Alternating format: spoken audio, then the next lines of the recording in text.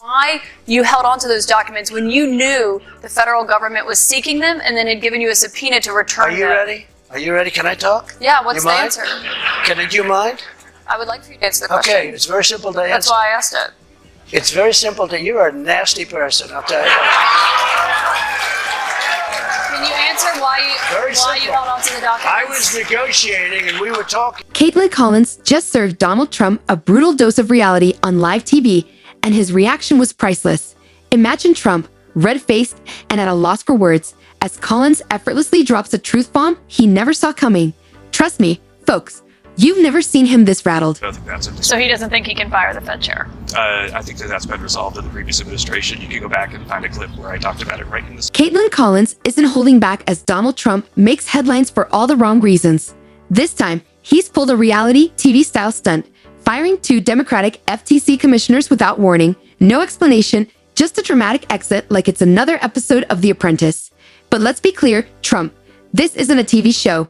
And in the real world, you can't just fire people because you don't like their politics or because it suits your mood. President Trump's top economic advisors, Kevin Hassett, as soon as he wrapped an interview.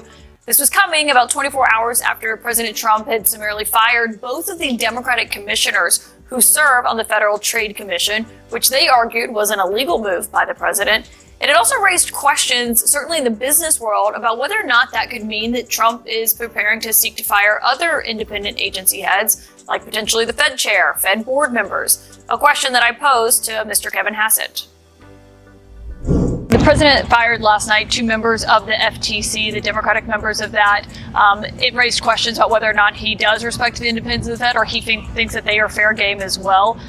What is the president's view on that? We very much. If you're enjoying, please subscribe. And by the way, we have Trump merch available for a limited amount of time. The link can be found in the description. Whether it's his blatant disregard for legal norms or his usual attempts to dodge accountability, one thing is clear: Trump doesn't think the rules apply to him. He's always acted like the system is for everyone else, not him.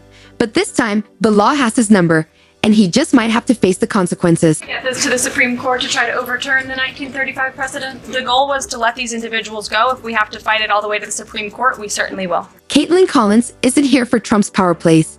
You can't just fire people for doing their jobs, especially government commissioners responsible for keeping businesses in check. But Trump, like a petulant child, couldn't stand them actually enforcing the rules, so he fired them for doing their jobs too well.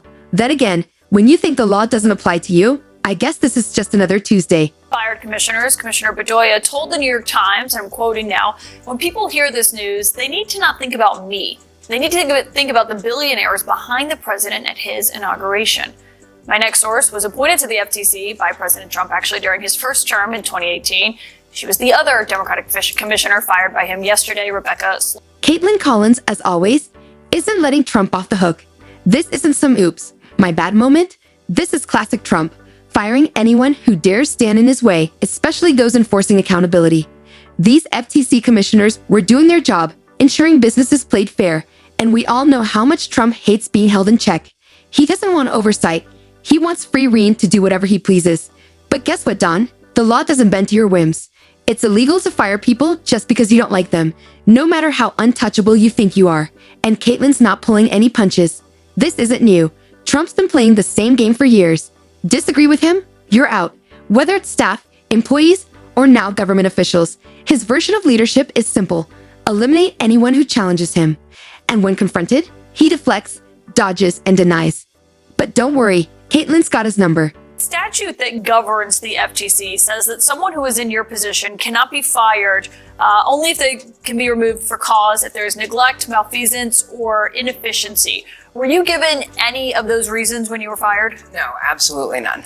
And so what was there just any argument whatsoever beyond the letter you received? The president can fire you, and so he chooses. Trump may think he's playing a high-stakes game of chess, but in reality, he's just throwing a tantrum. Accountability? Who needs that when you can simply fire anyone who dares to hold you to a standard? But for Caitlyn Collins, this isn't just another blip. It's yet another example of Trump's blatant disregard for the law, fair competition, and anyone who dares to challenge him. He fires people like it's a joke, but Caitlyn's not laughing. She's calling out the hypocrisy, the recklessness, and the shameless power grab that has defined Trump from day one. And the worst part? His reaction. Instead of owning up to his actions, he blames everyone else. The commissioners were incompetent. The system is unfair to him. In Trump's world, it's never his fault. I believe that's illegal. It is absolutely illegal. The statute that you referenced is very clear on its face. And in fact, the Supreme Court has evaluated whether it is a constitutionally valid statute and whether a president can remove an FTC commissioner. Exactly this question. They faced it 90 years ago when FDR tried to remove an FTC commissioner, Commissioner Humphrey. And they said, no, the law is clear. They cannot be removed other than for cause, and that is a constitutional. These commissioners were simply doing their jobs, but that was enough for Trump to fire them. As Caitlyn Collins points out, Trump isn't interested in accountability. He just wants to do whatever he pleases, whenever he pleases, without consequences.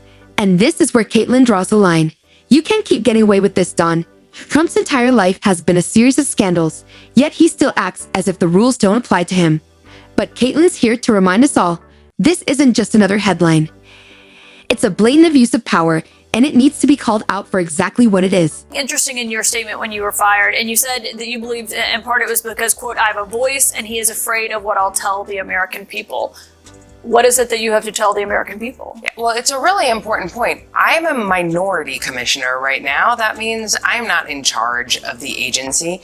But what the FTC minority commissioners can do, and what commissioners at other independent agencies can do, is bring transparency and accountability to the work of the agency. So without the voice of the minority commissioners, if you see, for example, the FTC dismiss one of our many litigations against some of the big tech CEOs who flanked the president in his inauguration, you may not have any reason to know what was going on behind the scenes or what some other explanations or counter arguments will be. And that transparency and accountability has served the FTC really well for over 100 years. Trump has no business firing people for simply doing their jobs.